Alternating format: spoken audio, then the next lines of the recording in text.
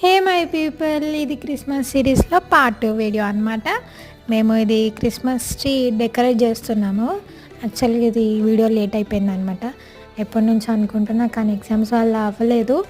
But okay, finally వచ్చేసింది video.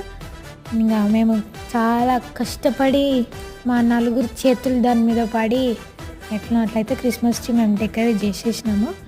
చూసేయండి.